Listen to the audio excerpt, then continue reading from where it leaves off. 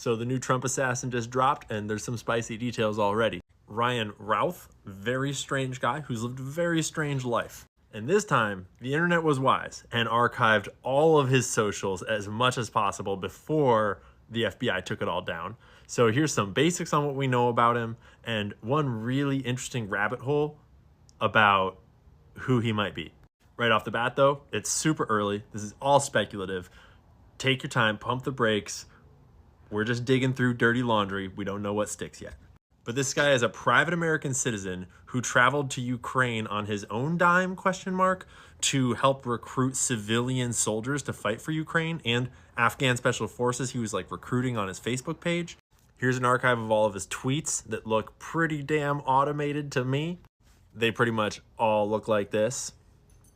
In a past life in Hawaii, he apparently ran this company that made a single tiny home and a single Facebook page and never did anything else with it. Super weird. But I grabbed everyone that he followed on Twitter before they deleted it. He only followed 60. And right down at the bottom of that list, which I think indicates his first follow, is this girl named Sue Kim, who is ex-CIA, along with some other very interesting things. Now again, reminder, this is just speculation, digging through Twitter dirt.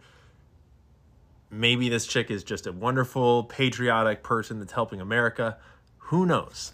But her account is private, meaning why does he follow her? I've been digging around, and one of my followers said that they found her in the people that follow him back. I have not been able to confirm that for myself because they took the account down. If you've got a video of the 1.2 thousand followers that followed him, that would be great to know.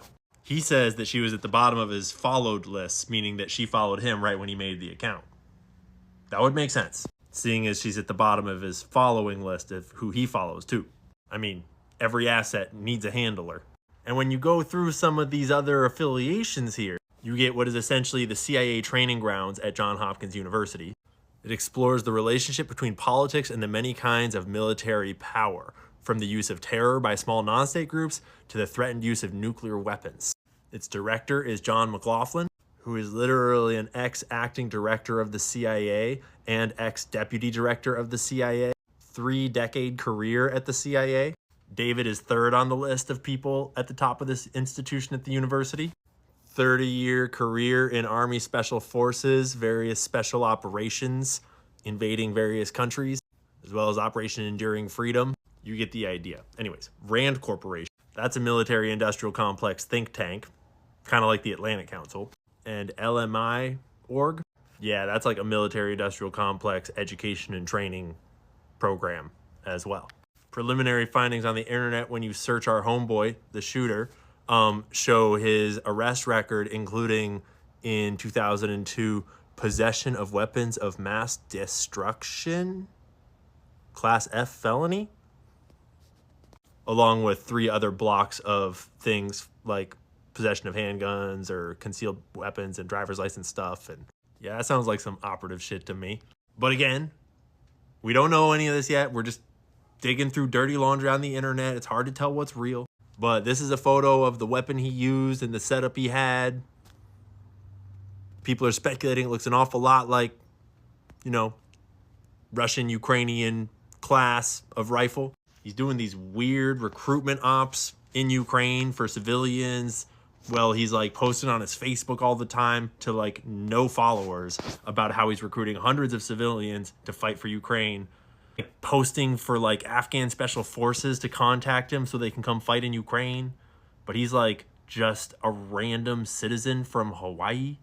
And one of the 60 people he follows is this CIA gal that allegedly follows him back. That looks an awful lot like a handler or a contact.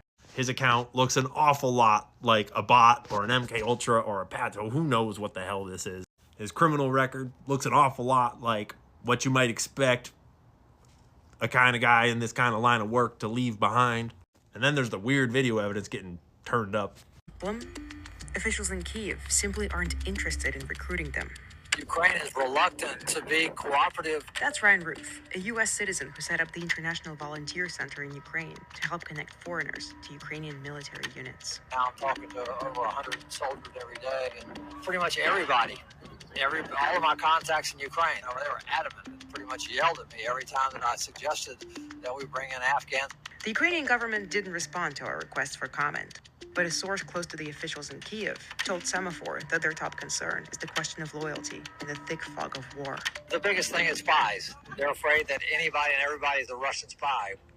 Shout out to some bitch I know on X, who currently has one of the best archives of all of his socials and accounts. There's a lot of other people doing good work right now. And again, I just want to clarify. I'm not trying to pretend like I've solved the case or like we know what's going on.